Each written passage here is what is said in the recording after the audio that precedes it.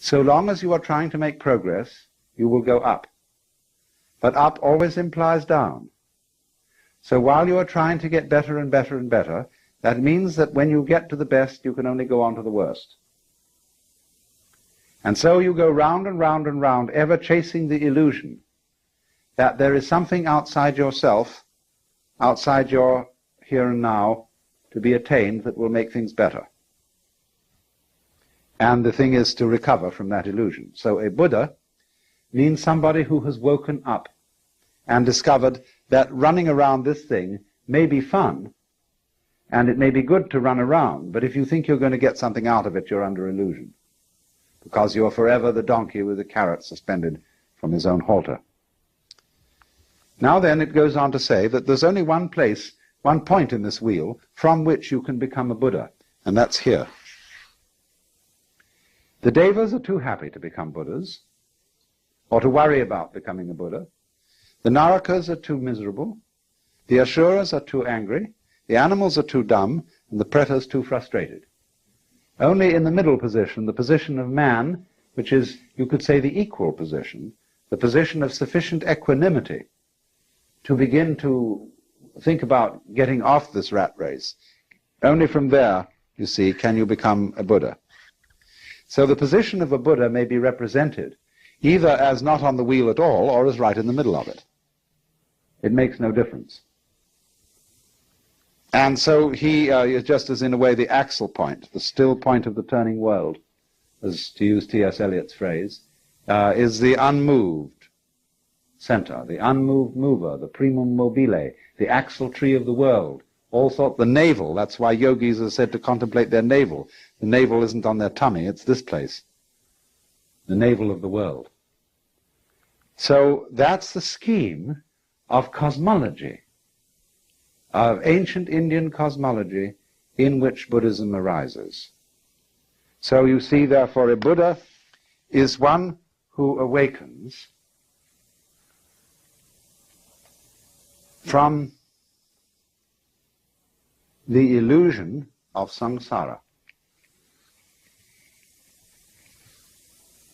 That is, from the thought that there is something to get out of life, that tomorrow will bring it to you, that in the course of time it will be all right. And therefore one is set pursuing time, as if you were trying to quench your thirst by drinking salt water. Now, I can exemplify this a little more strongly by relating Buddhism to the social system in which it arose. A Buddhist monk is sometimes called a shramana. S-R-A-M-A-N-A, shramana. This is closely allied to the word shaman. And a shaman is the holy man in a culture that is still hunting. It isn't settled, it isn't agrarian. There is a very strong and important difference between a shaman and a priest. A priest receives his ordination from his superiors. He receives something from a tradition which is handed down. A shaman doesn't. He receives his enlightenment by going off into the forest by himself, to be completely alone. A shaman is a man, in other words, who has undergone solitariness.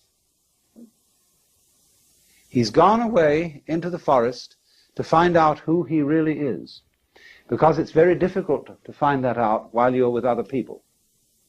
And the reason is that other people are busy all the time telling you who you are, in many, many ways, by the laws they impose on you, by the behavior ruts they set on you, by the things they tell you, by the fact that they always call you by your name, and by the fact that when you live among people you have to be in a state of ceaseless chatter.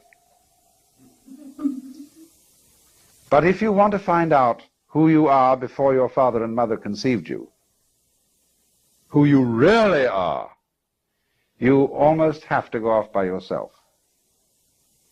And go into the forest and stop talking, even stop thinking words, and be absolutely alone. And listen to the great silences.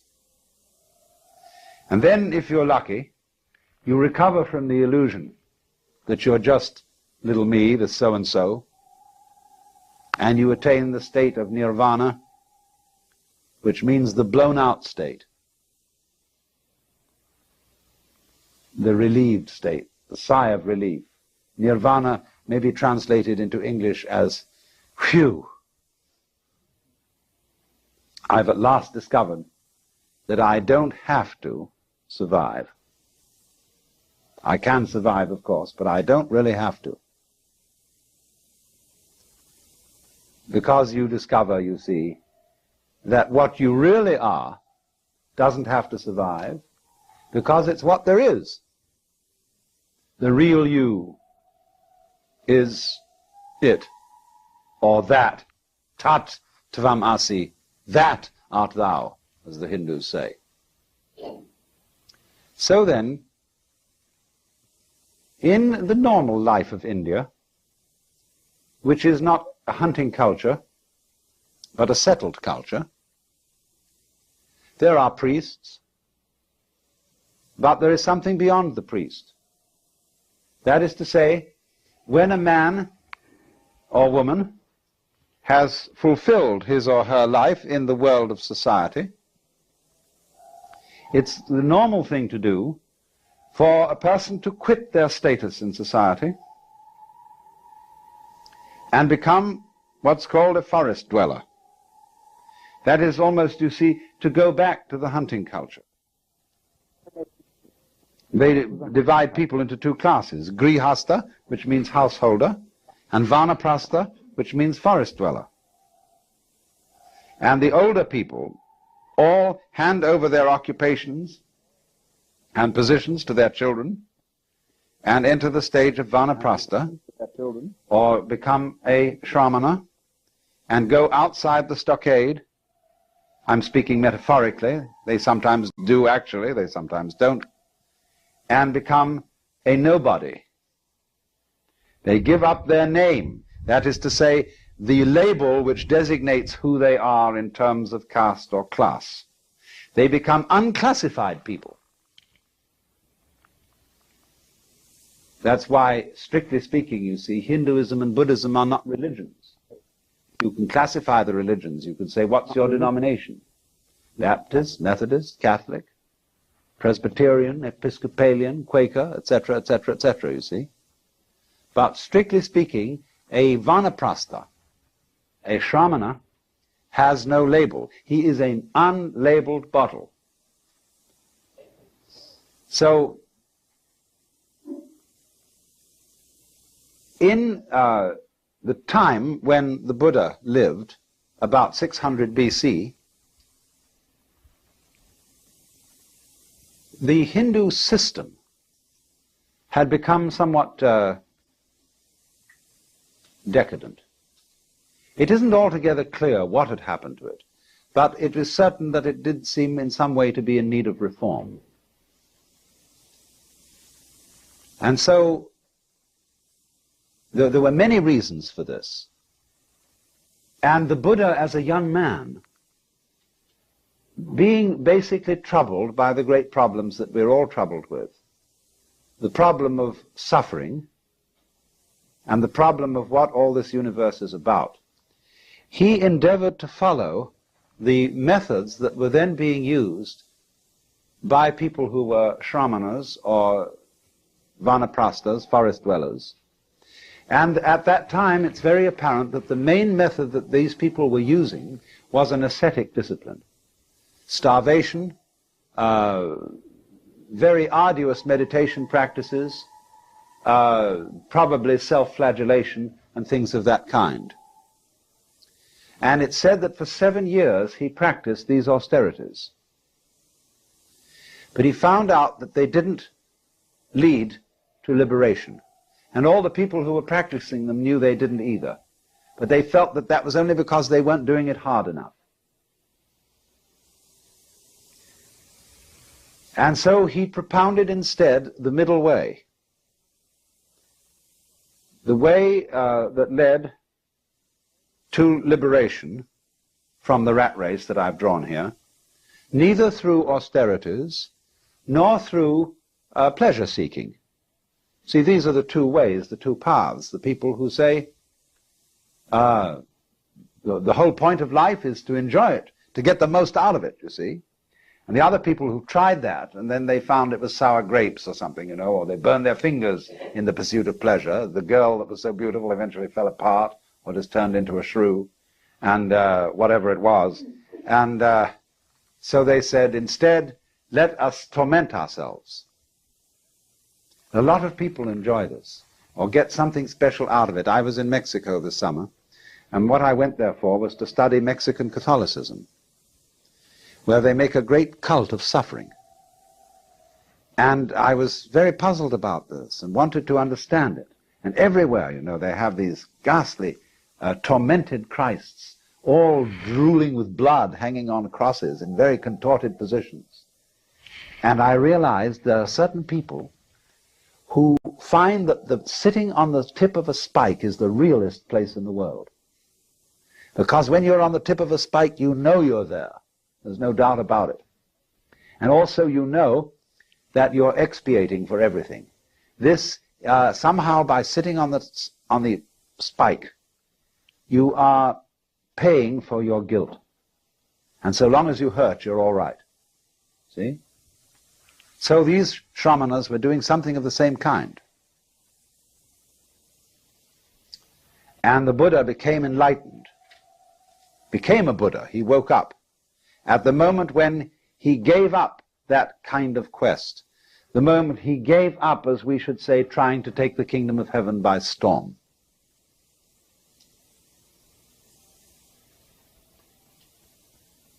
Now, what does this mean?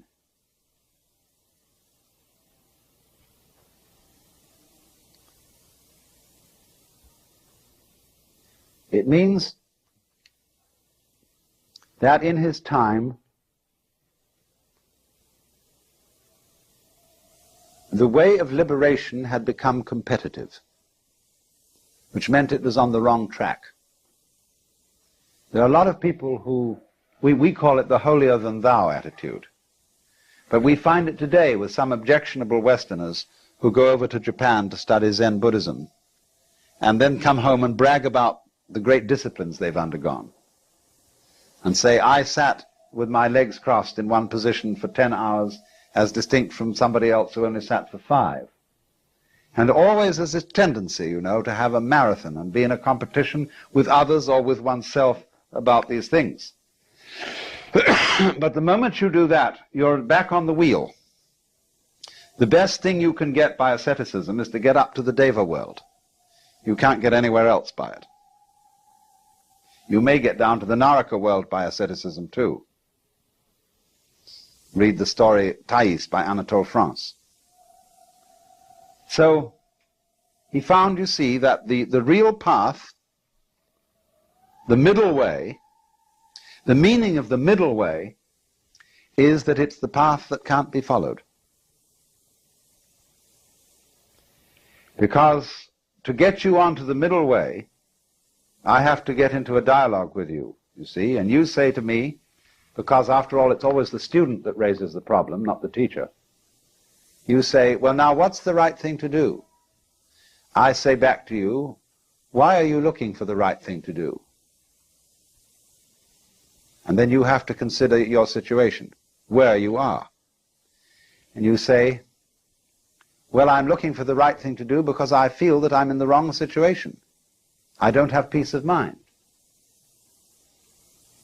Why do you want peace of mind? Because my mind is disturbed. Then in other words, you as a disturbed mind are trying to find peace of mind. Your quest for peace of mind is the same thing as having a disturbed mind. Now if you don't have a disturbed mind, you won't ask for peace of mind. Well, how can I quiet my mind? Why are you asking to quiet your mind? Because it's disturbed. You see where you are? So in this way, by this dialogue, the guru, the teacher, brings a person back to center.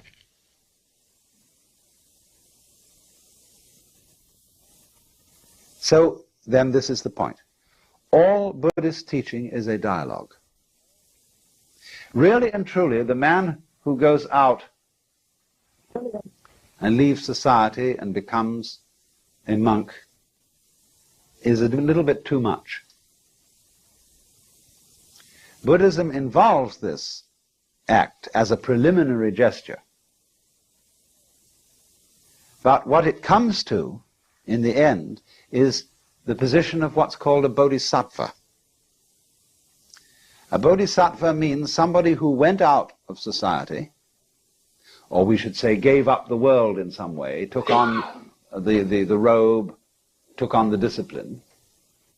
He found what he was looking for, but his finding it was absolutely simultaneous with his coming back into society. And he's called a bodhisattva as distinct from a pratyeka Buddha, which means a private Buddha, one who goes out and doesn't come back. And the bodhisattva is considered as having a superior attainment, superior insight.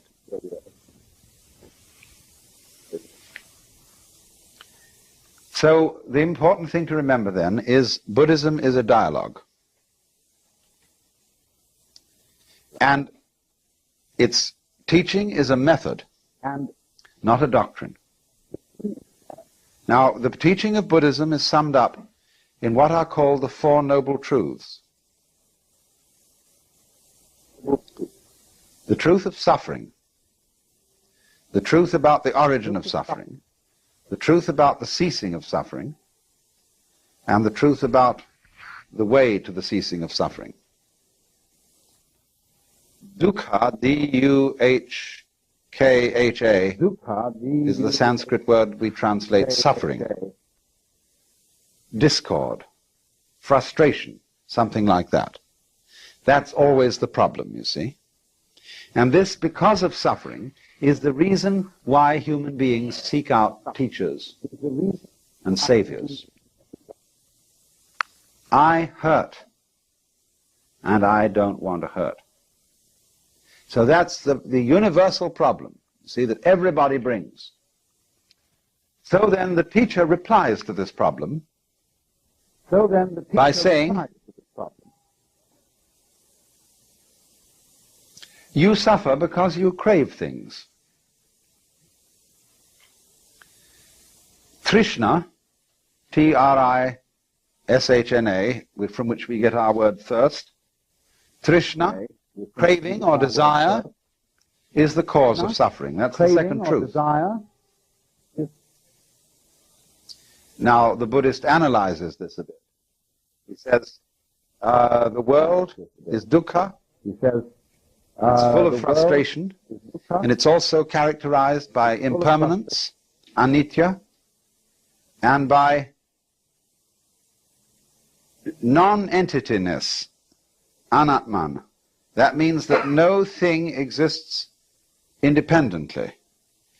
Everything is a thing only in relation to everything else. Therefore, there are no separate things, no real selves or souls or egos. And trying to cling to the world, which is necessarily changing, trying to have a separate self and to protect it, all these things are trishna. They are the cause of dukkha. So the teacher, having said this, then the student comes back and says, well, how do I get rid of trishna? If trishna, desire, is the cause of suffering, couldn't I get rid of desire so as not to suffer? And the teacher says, well, you try.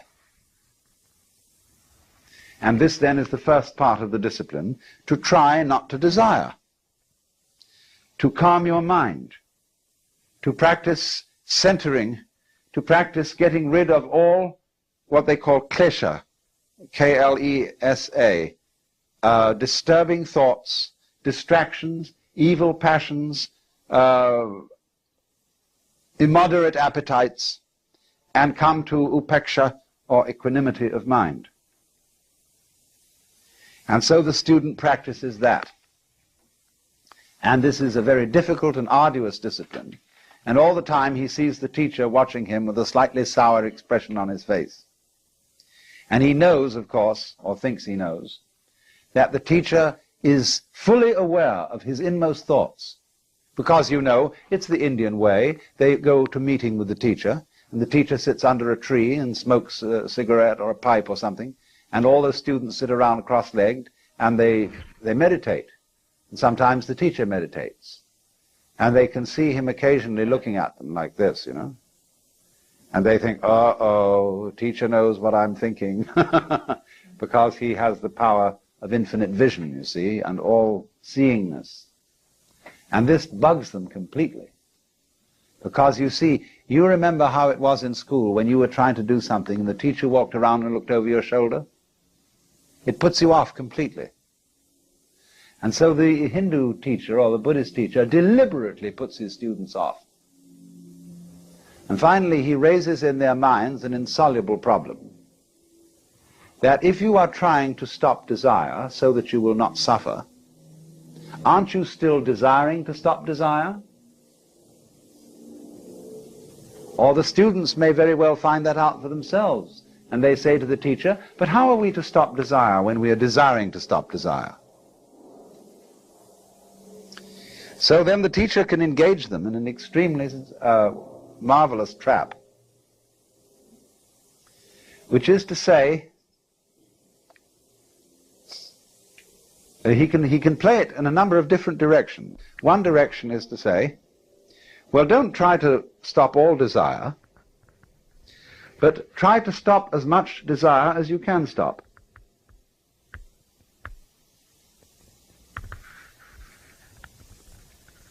You see where this is going to go.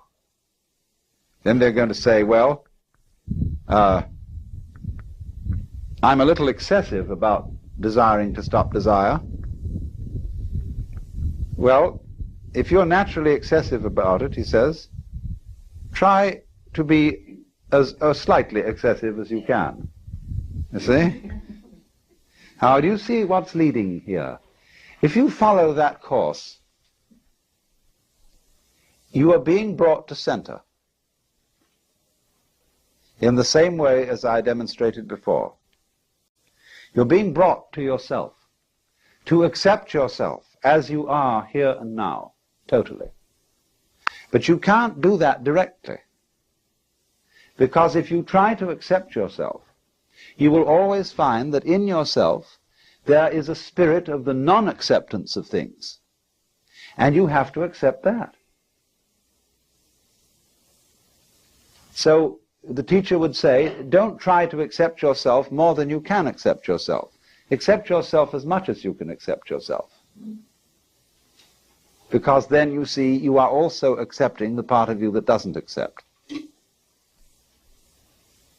Or he may try on another tack. He may say, all right, now, if you've seen that it's that desiring not to desire is simply another form of desire. You're trying, for example, to get rid of your sensuous appetites. You are going to give up booze and women and pâté de foie gras or whatever it may be. And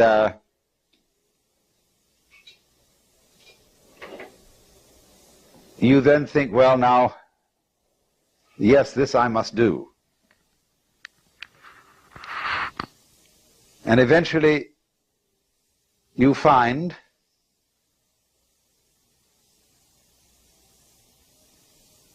that you are becoming proud of your success in mastering your appetites.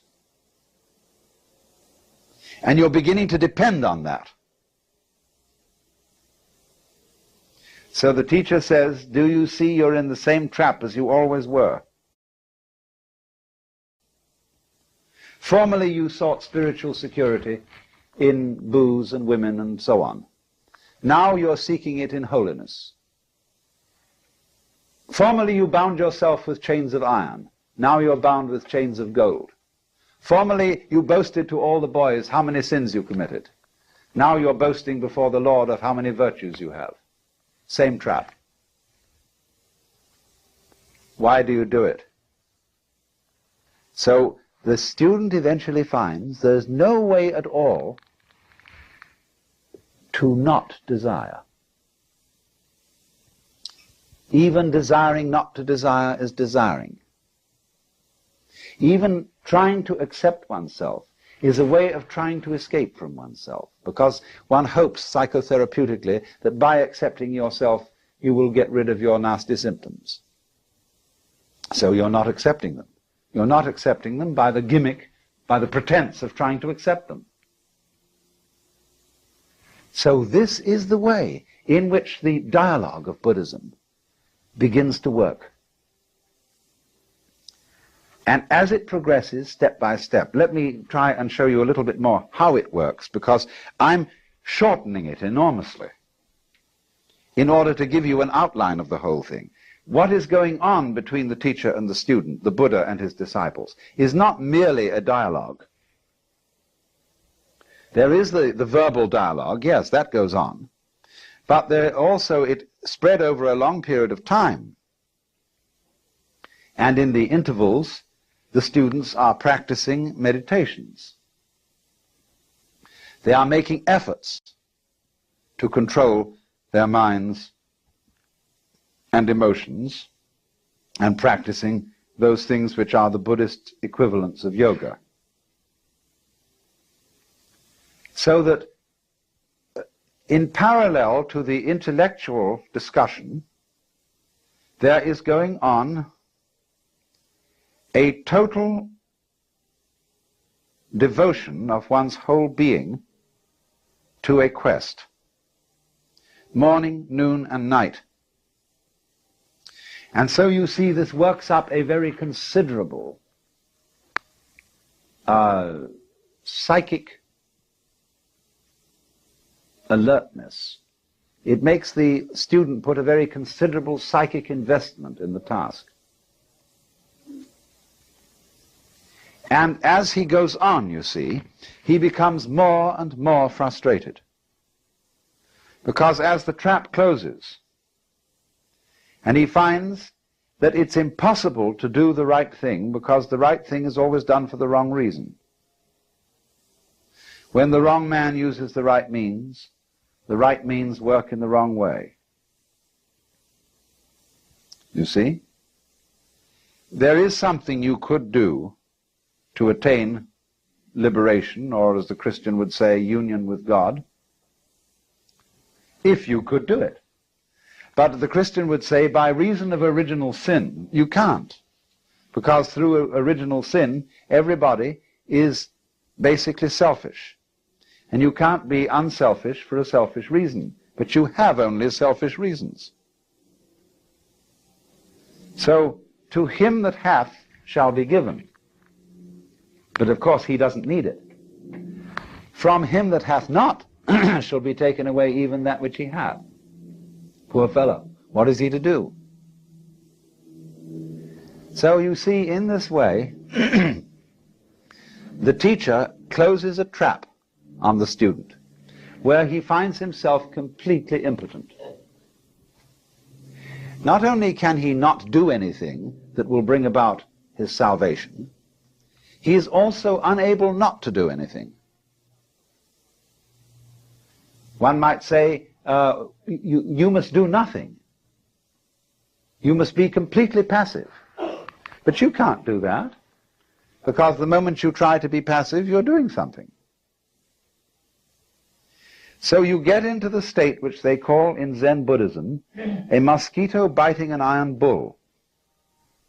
Or as we would say in our Western idiom, the state when the irresistible force meets the immovable object. Where something must be done, but simply cannot be done. And in this state of maximum frustration, there is an opportunity to understand the situation. To understand that the meaning of the state, I cannot do, I cannot not do. The meaning of this state is that the separate I which you thought yourself to be is an illusion. That's why it cannot do and why it cannot not do. You see, what is our I, our ego? Sometime in the development of man, maybe 3,000, 4,000, 5,000 years ago, we developed self-consciousness in a peculiar way. We began to realize that by directed thought, we could control our environment. And then it was, you see, that we had a sense of responsibility. Let's just assume, for the sake of argument, that there was a time when nobody deliberated. They did exactly what they felt like. When you were hungry, you ate. When you were thirsty, you drank. When you were angry, you hit something. When you were happy, you danced. But you never stopped to think what was the right thing to do. You just trusted your intuition, your instincts, your unconscious, or whatever it might be called. Well, that was great, because nobody worried. Nobody had any problems when it was like that. See, a baby is in the same situation today. Now, maybe you were unsuccessful. Maybe the thing you did spontaneously was absolutely the wrong thing, and the tiger ate you up. Well, that was all right, because it really doesn't matter if the tiger eats you up, so long as you weren't spending your previous time worrying about it. See, everybody dies, and if you die clunk like that, that's that. You don't spend all your life before you die worrying about death. You don't spend all your time before you get sick worrying about getting sick. And when you see you move on that level of unpremeditated, spontaneous behavior, that's the golden age. And the reason people look back with nostalgia to the golden age is because that was the time of irresponsibility. But when people began to see that they could provide for the future, and that they could look after things and take care and direct everything, immediately anxiety came into the world. See, that was the fall of man. Because then, the moment you start doing that, you begin to think, now, having thought this question through, and decided that such and such is the right thing to do, have I thought it over carefully enough? Now, that's a real bugaboo of a question. You know, you go out of the house and you wonder, did I turn off the gas stove? I think I did, but on the other hand, I'm not quite sure. Let's go back and see. So having gone about 5 blocks, you walk back. Yes, you did turn it off. So you go out again. You wonder again. Now, I wonder if I really looked, or whether I was so keen on finding out that I did turn it off, that some sort of wishful thinking perverted my consciousness, and whether I hadn't better check that I really did look properly, you see? Well, this way you never get away. You're trapped. So this, you see, is the problem of all self-conscious beings. They feel responsibility, then they feel responsible for being responsible, and responsible for being responsible for being responsible, and there's no end to it. So then, in this obscure way, everybody wants to get back to the golden age. But they say, if I just acted as I felt and was completely spontaneous, goodness only knows what would happen. Jesus, you see, said to do that. He did, and everybody reads it in the King James Bible where it means nothing. Take no thought for the morrow. What ye shall eat, what ye shall drink, and wherewithal ye shall be clothed. Consider the lilies of the field, how they grow. They toil not, neither do they spin. But I say unto you that Solomon in all his glory was not arrayed like one of these. Now if God so clothe the grass of the field, which today is and tomorrow is cast into the oven, shall he not much more clothe you, O ye of little faith? Oh, I mean, it sounds lovely read in church. But what it says, everybody says, no, that's the Sermon on the Mount, and that's not practical. Nobody can do that. That may be for a few saints, but after all, in our practical life as practicing Christians in the modern world, we can't do that kind of thing. Well, isn't that funny? Why can't you do it? I mean, that's the real reason for saying it in the first place. Jesus said many very strange things.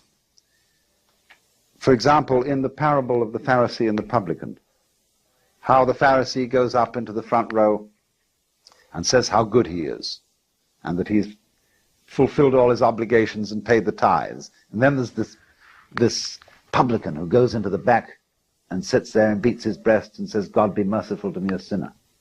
And Jesus says, now that man was the right man.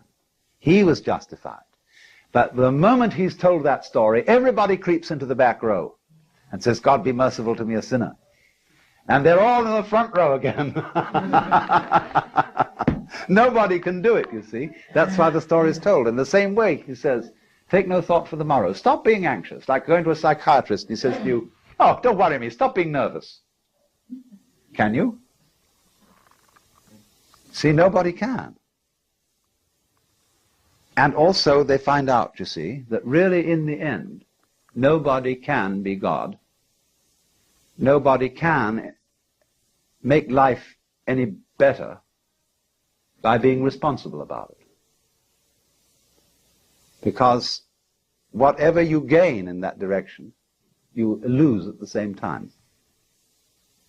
By being responsible, we've created civilization, medicine, care of the poor, everything. But what a headache the thing has become. As we solve all our problems, we make more problems. Every problem you solve gives you 10 new problems. I'm not saying don't do that, but don't think you're going to get anywhere by doing that. That's one way of arranging it. That's one kind of dance you can have, is to improve everything and have technology. But it doesn't really solve anything. And it's only in the moment, you see, when you fully understand that your situation as a human being is completely insoluble, that there is no answer, and that you give up looking for the answer, that's nirvana. And that's how Buddhism works. Existence already includes non-existence. You could say being and non-being constitute existence. Just as we know physically, sound is constituted by sound silence in very rapid alternation.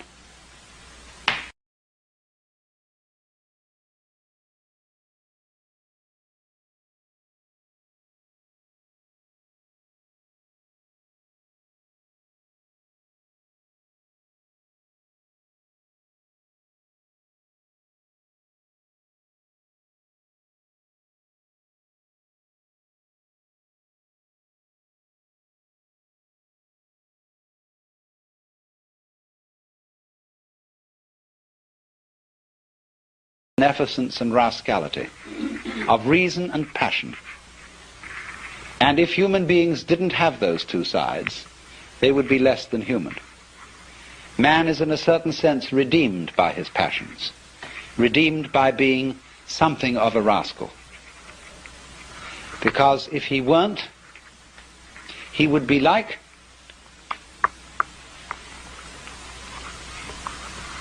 a stew with no salt in it. The salt somehow is something that in a large quantity is horrible, but in a certain small quantity delightful. And so everybody has to be salted with a certain amount of unrespectability. Otherwise they're impossible and intolerable. The only thing is, as a fervent cook, don't overdo it. It is in that respect, you know, that it's said of great gurus in India. They have a very funny thing they say. People, Westerners, go over and they meet this man who's supposed to be extremely holy. And they're all agog, you know. And then after spending a few days with him, they begin to wonder. They find he smokes cigarette. They find that he occasionally loses his temper. And they begin to think, well, is this man so holy after all? I mean, he surely should not be dependent on these little habits and luxuries and so on. And then they find he has a girlfriend. And then they leave because they're so scandalized. Well, then the Hindus say, now you shouldn't get so upset about this, because if this man didn't have a few little vices, he would cease to manifest. He would simply disappear. And he has to have these things to keep him grounded, to keep him in the world. Or if suddenly, you know, he gets terribly angry with a certain student and seems to lose his temper, they say, oh, no. That's a tactical anger. That he did on purpose to wake you up to something. It was for your own development and for your own good. He didn't really feel angry at all. Oh, dear. But do you see the point? There is something in the fact that if he didn't have these little attachments, he wouldn't be manifesting. He'd simply disappear. There's something in that, only don't take it too piously. I think you get the point. So then, we now have to explore a very important aspect of the Joker as equivalent to Gurdjieff's sly man.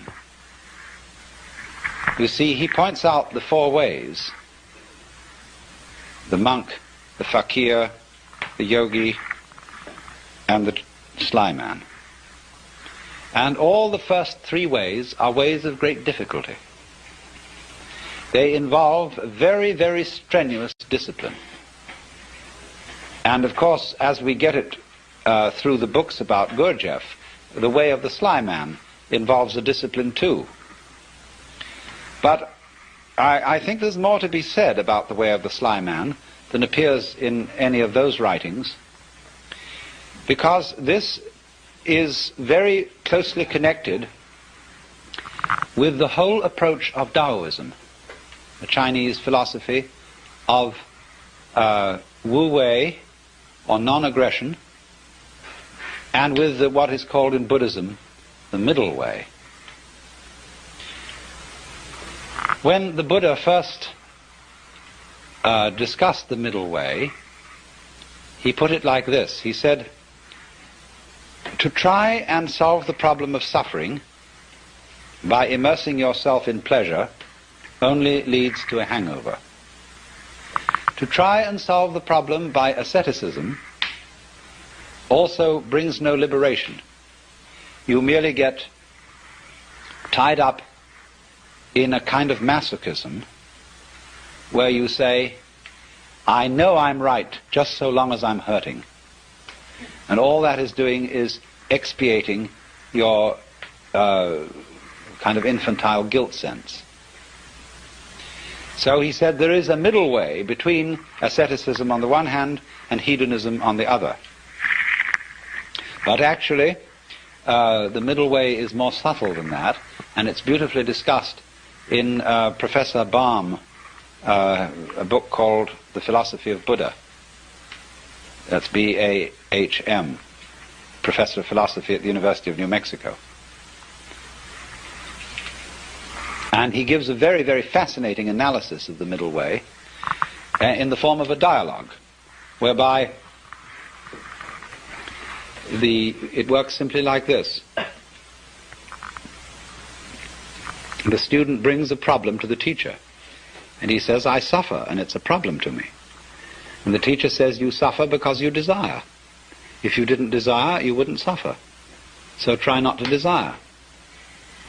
And the student goes away and says, I'm not very successful in this. I can't stop desiring. It's terribly difficult. And furthermore, I find that in trying to stop desiring, I'm desiring to stop desiring. Now what am I to do about that?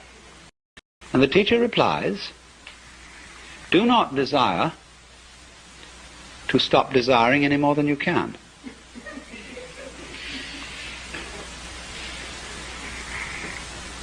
And so the student goes away and practices that. But he comes back to the teacher and said, I still find myself desiring excessively to stop desiring, and it doesn't work. So the teacher says, do not desire too much, not to desire, to stop desiring. Now, do you see what's happening? Step by step, almost like Achilles approaching the tortoise, the student is being brought together with himself to the point where he catches up with his own inner being and can accept it completely.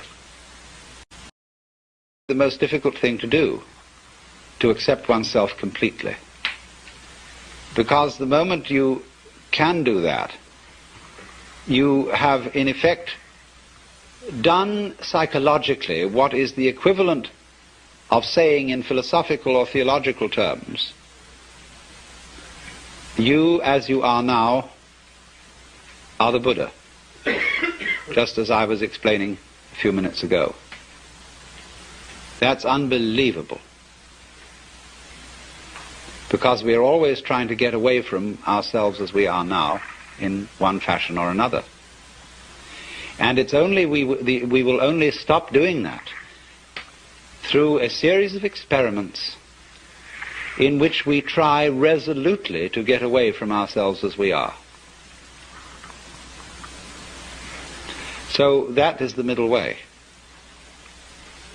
But ordinarily in these other ways, the way of the yogi, the fakir, and the monk, the individual makes a big thing out of the work of liberation, and especially likes the kind of teacher who will put him through the most severe paces.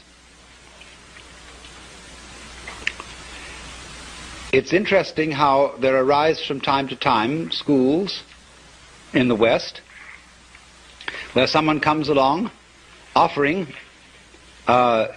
people say, look,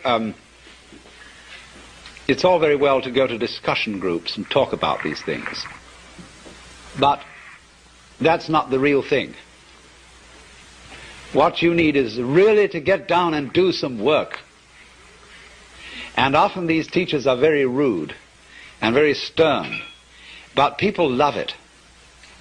And such a person will always attract a great following, because people get the feeling, now we're at serious business here. This is really something, you see. And this, you see, though, can be an awful problem. Let's suppose that you have some difficult and distressing habit, like drinking too much. And you're assured that once you've become the victim of this habit, it's an extraordinarily difficult thing to get rid of it, and it requires intense willpower. And so that kills you right off. You're a dead duck from then on. It's as if, you see, you had said to the devil one morning, look, I'm going to get rid of you. I'm not going to have anything to do with you anymore. So the devil, who is an archangel and is terribly clever, is all set for you. And because he knows that you are getting out of his way, he surrounds you with greater temptations than you ever imagined. If you are going to outwit the devil, it's terribly important that you don't give him any advance notice.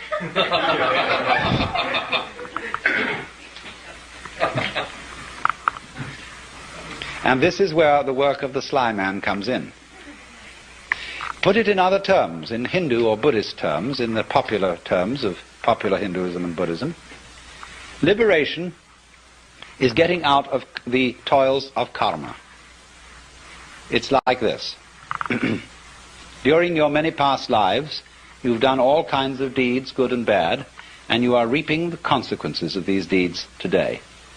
And also today you are setting up future consequences. Now, before you can be liberated, you've got to pay off your karmic debts. And so the moment you set your foot on the path of liberation, you are apt to find that all your karmic creditors will come to your door. And that's why it's often said that people who start out on a serious work of yoga suddenly get sick and lose their money and their best friends drop dead and all kinds of ghastly things happen. That's because, you see, they served notice that they were going to do this. And so all the creditors came around. If you're going to leave town and you owe lots of money, you know, you mustn't announce that you're leaving or give a farewell party to your friends because the grocer will find out. So the art of the sly man is to make no contest, but simply to leave without one word. In other words, that's the meaning of Wu Wei in the technical vocabulary of Taoism. Wu Wei, not to interfere, not to force things. That's the best translation of Wu Wei, not to force things. But so he just drops it like that.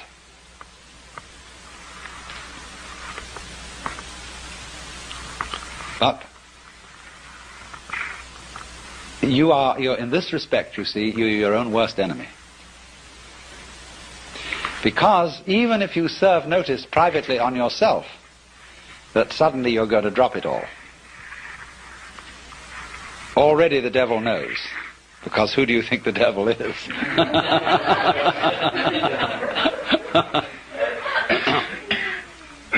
Now this lies behind the whole problem that is discussed in the book Zen in the Art of Archery.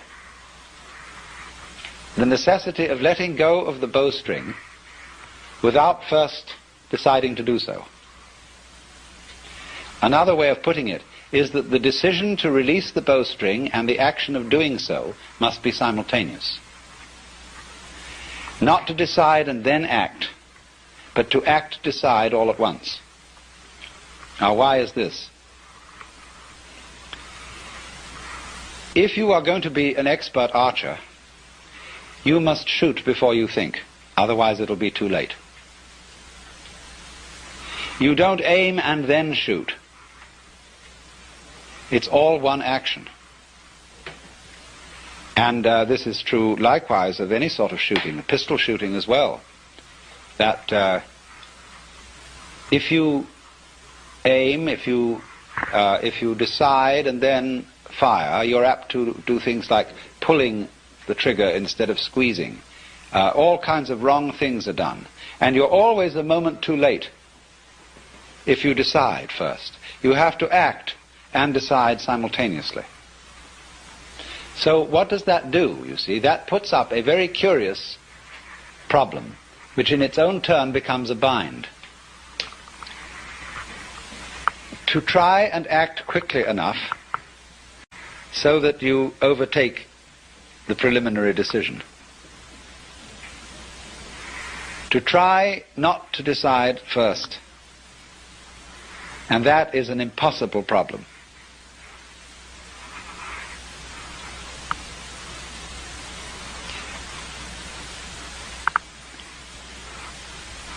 I wonder if you ever read von Kleist's story about the fighting bear. This is included in Nancy Wilson Ross's book, The World of Zen, as a kind of Western Zen. It's a story about a man who has a fight with a circus bear. And the bear reads his mind and always forestalls any attack that he makes on it.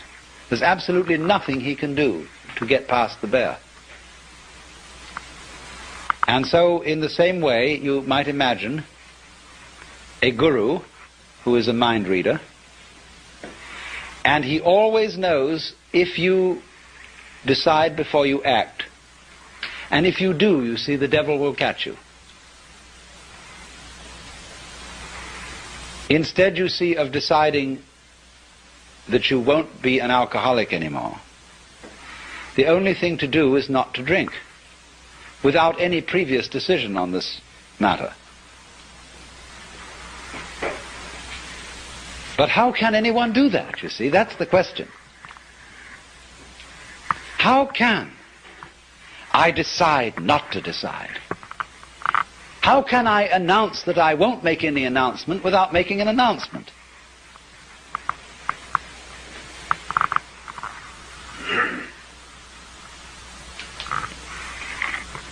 You see, there is no way out of that bind. Try as you may, you go on and on and on, trying, as Herrigal did, to release the bowstring without thinking first to release it. But then, strangely enough, one day the thing happened. He did it.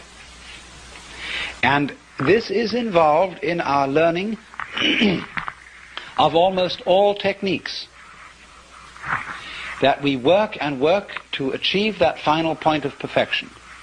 And it doesn't come, and then one day it happens. Now, what is the reason for that? Is it simply, and this is really, you know, a way it's usually explained, but this is an oversimplification. It is not that we have practiced it so often that it suddenly becomes perfect. It is much more subtle than that. What happens is that we've practiced so often that we find out we can't do it. And it happens at the moment you know you can't do it. When you reach a certain point of despair, when you know that you are the one weird child who will never be able to swim, at that moment you're swimming. Because the desperation and the total inability to do it at all has brought you to a point which we might call don't care. You stop trying, you stop not trying to get it that way. You just have arrived at the insight that your decision, your will, doesn't have any part in the thing at all. And that's what you needed to know. You've overcome, you see, the illusion of having a separate ego. There is no way of telling anyone that that's an illusion and getting appropriate action, because we are thoroughly indoctrinated with the idea that it's real. And if I say, well, I'm going to get rid of my ego, that's what the Taoists call beating a drum in search of a fugitive. He hears you coming.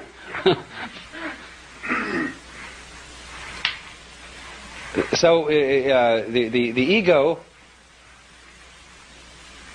that is to say, the illusion of having a separate will and a separate I center that can be an effective agent, that cannot be overcome by a decision which seems to be centered in the ego.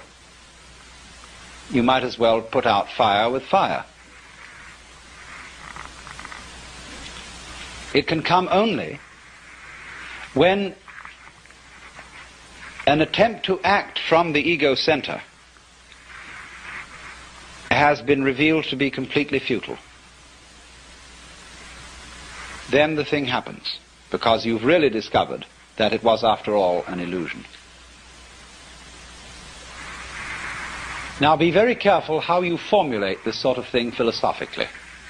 This could, of course, correspond to the kind of person who feels unafraid and who feels very free because he's a complete fatalist. A lot of people are, and are very happy in their fatalism. They really feel that they don't do anything, it just happens, and that it's all life, and that when they won't die until it's their time to die, and so why worry? Everything, they have the sense of everything is just happening to them. And this is a kind of a floating feeling. It's as if you didn't have to push things at all. They just flowed along. Well, now that state of affairs, that feeling of you don't have to push anything, it just floats along, is very similar to the experience I'm describing, if not the same thing. But this person has interpreted it as a fatalist in a rather passive way. That is to say, he has felt that there still is some kind of a little differentiation between himself as the experiencer on the one hand and that force or set of forces called fate on the other. He is pushed around, but he witnesses being pushed around. Now, in this state, this person still has a little fragment of impurity left. There's still one fly left in the ointment, and that is the sensation of being pushed around. There is still a fundamental division between the knower and the known.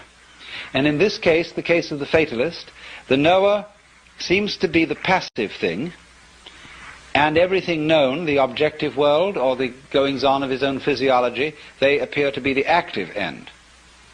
And the knower just has the experience of himself being moved by the tides of life. The important thing to find out is this, that the sensation of being the knower and the experiencer of all this is not, as it were, aside from everything else that's going on, but part of it. Just as you, although you experience your own existence subjectively, you are nevertheless part of the external world.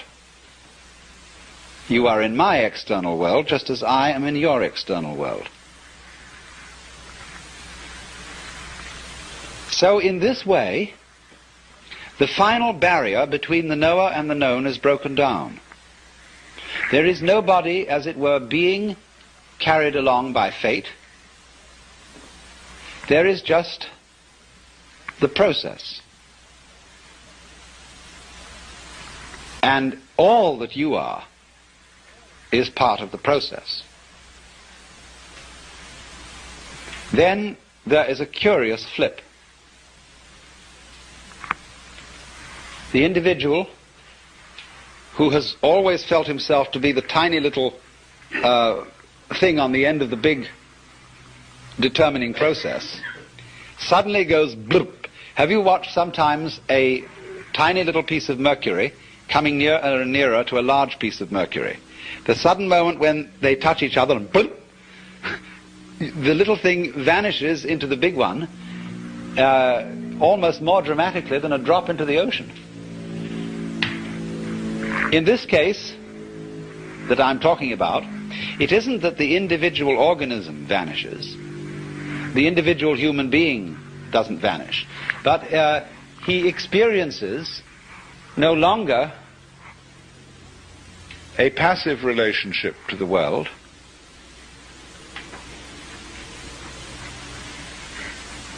he simply sees that all that he is and all that he ever was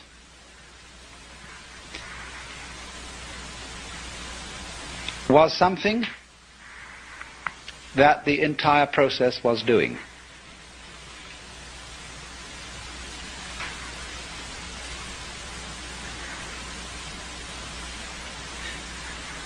At the time, in other words, when he felt himself to be separate, he sees that that is in a certain way just what he should have felt, because that was what the process was doing in him, in exactly the same way that it was giving him brown or blue eyes or blonde or brunette hair.